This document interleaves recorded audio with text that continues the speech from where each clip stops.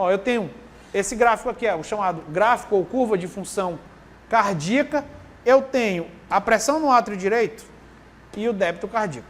Uma coisa que eu sempre costumo falar é que, como o sistema cardiovascular é um sistema fechado, ele tem muitos nomes para fenômenos que representam basicamente a mesma coisa. Eu tenho a massa de sangue, né? A massa de sangue está passeando pelo circuito cardiovascular. Quando essa massa de sangue está nas veias e exerce uma pressão nas veias, a gente chama isso de pressão venosa central. Quando essa mesma massa de sangue saiu das veias e está chegando ao coração, a gente chama essa massa de retorno venoso.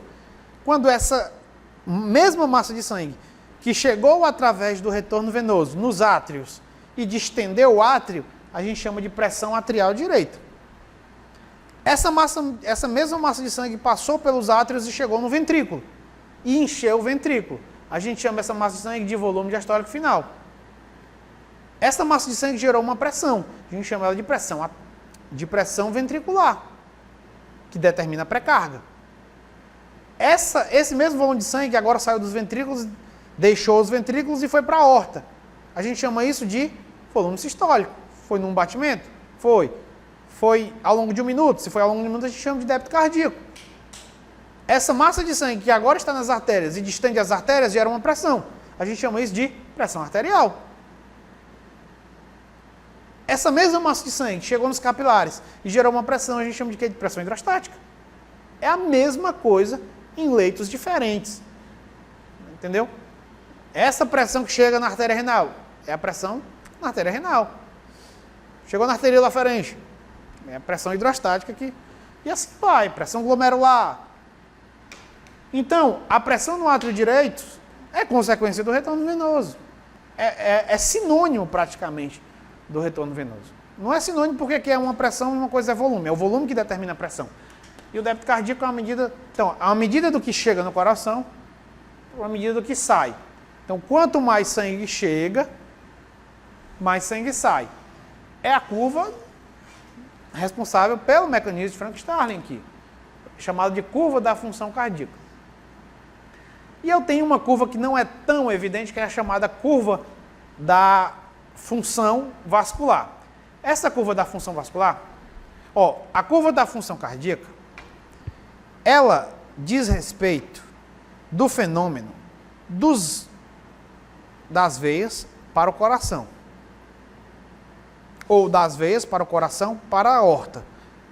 Então, é uma coisa que vem das veias, vai para o coração e vai para a aorta. Então, quanto mais sangue chega no coração, mais sangue ele passa. Quanto maior a pressão arterial direita, maior o débito cardíaco, maior o débito sistólico.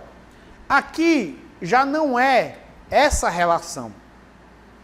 A curva de função vascular não olha das veias para as artérias.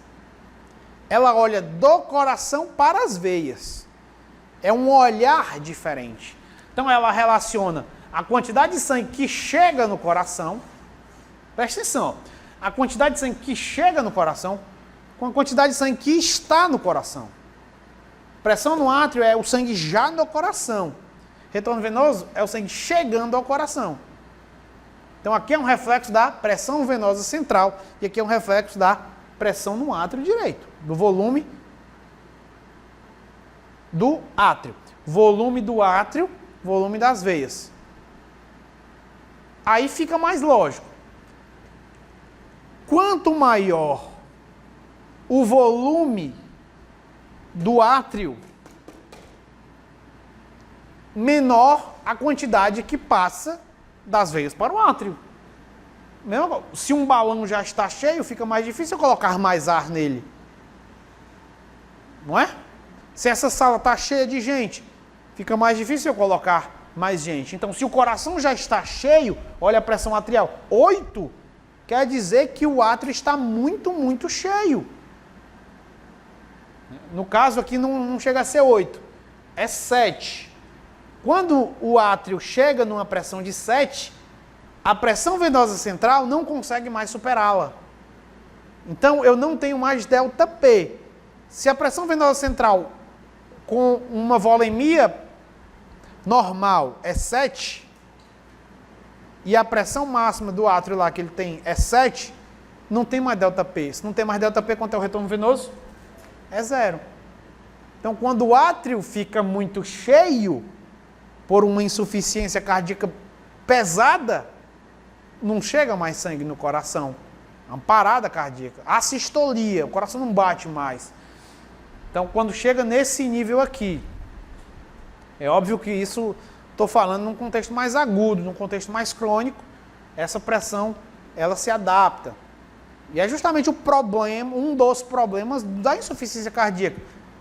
Tem insuficiência cardíaca, que é a chamada insuficiência cardíaca diastólica, que o coração só consegue manter um débito cardíaco normal às custas de uma volemia maior. Ou seja, ele tem que reter mais líquido para aumentar mais a volemia, para aumentar mais a pressão venosa central, para superar a falência do coração que está gerando uma pressão atrial maior.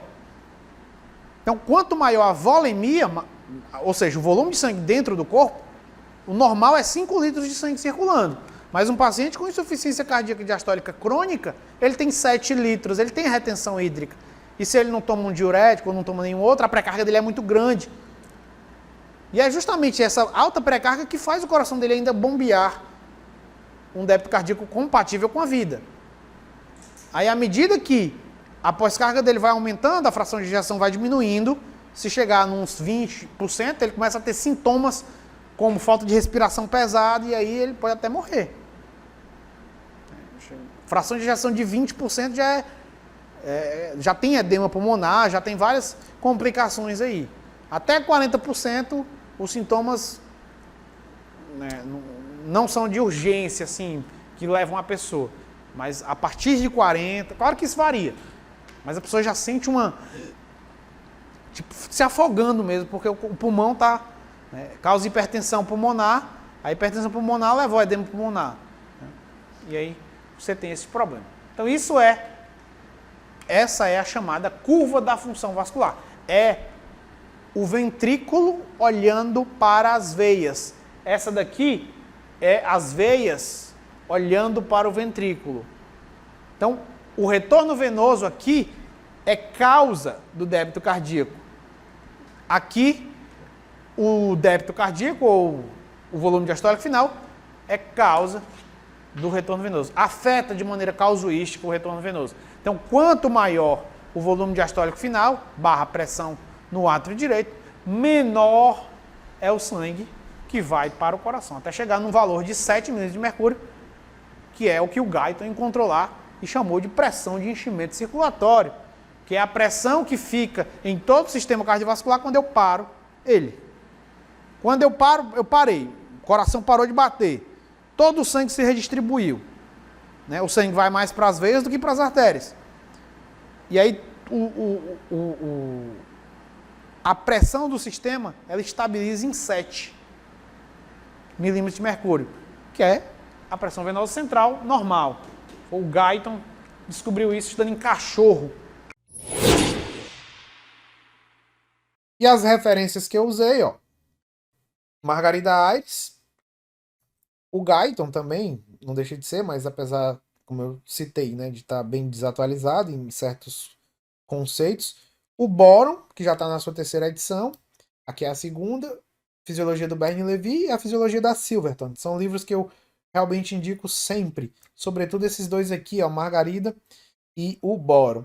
E aí só, quem quiser acompanhar os meus cursos, aqui é a minha plataforma, a Fisio, só colocar no Google a Fisio Cursos que você vê lá. E aqui tem os canais, o canal do YouTube e o canal do Telegram também que você pode acompanhar. Sempre estou colocando coisas lá. Você tem aí o Instagram, meu Instagram, tanto de professor quanto da Físio. E os cursos. Atualmente tenho 12 cursos. Fisiologia e patologia endócrina, hormônios e metabolismo, nutrição e exercício, neurociências, neuroanatomia, psicofarmacologia. Alguns de farmaco, ó, fisiologia cardiovascular, farmacologia cardiovascular, imunologia básica. É basicamente isso. Você tem aqui o meu contato também, a cleiton@hotmail.com. E é isso que eu tinha para falar por hoje, meu povo.